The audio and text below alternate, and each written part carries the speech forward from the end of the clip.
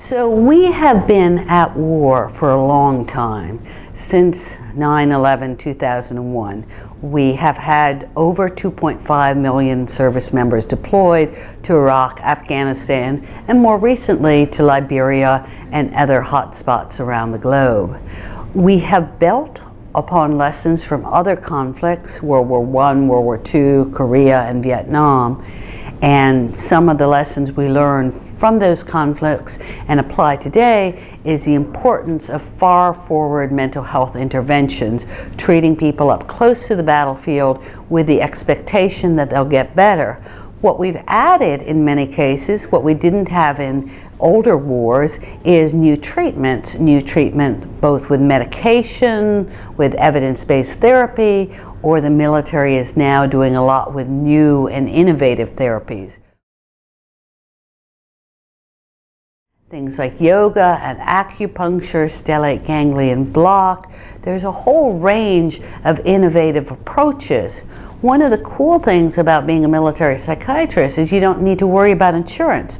And the Congress very thoughtfully has provided a lot of money to explore both conventional treatments for post-traumatic stress disorder and traumatic brain injury, as well as some of the new innovative approaches.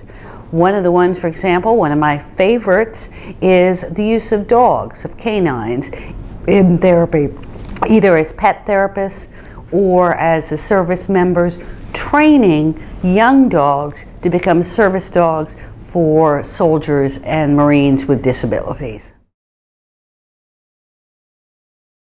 There are now a number of approved treatments for post-traumatic stress disorder. Most psychiatrists know that FDA approval is for paroxetine, Paxil, sertraline, Zoloft for treatment of post-traumatic stress disorder, but there's a whole range of SSRIs, selective serotonin reuptake inhibitors, that are used for treatment of PTSD. And then there's a number of newer ones like Prazosin, which is a blood pressure medication, which is very helpful in the treatment of nightmares. Or other more controversial ones like the second generation antipsychotics, quetiapine, Seroquel, that are very effective with helping reduce nightmares.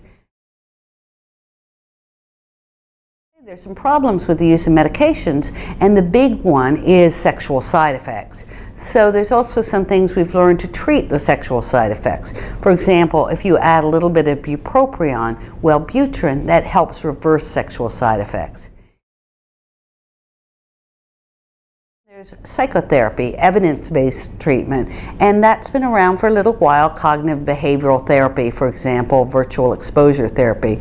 Some of the newer applications include virtual reality, virtual Iraq. That's where you get your exposure through a computer screen. And my colleague, Dr. Skip Riso, has been a leader in using virtual reality so that people can titrate the amount of exposure they have by doing it through the computer.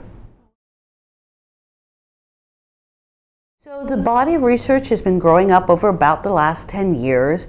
It's been tried in the battlefields of Iraq and Afghanistan, and there's actually a whole range of applications.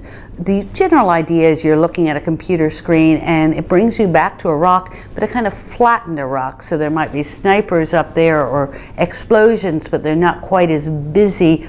They're not quite as scary as a real thing, and so you can titrate your exposure and work up to more of an exposure.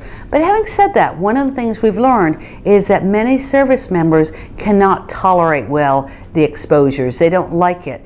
And what I've really been interested in is how can we engage service members so that they want to come to the therapy.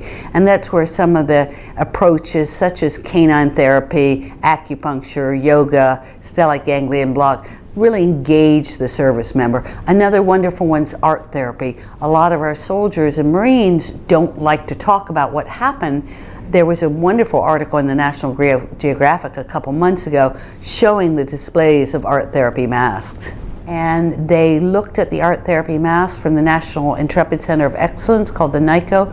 They have a striking array of very dramatic masks, often reflecting the split that a service member might feel between how he was in Iraq and what it's like to be back home, or reflecting the pain, the grief, the loss that it's hard to put into words.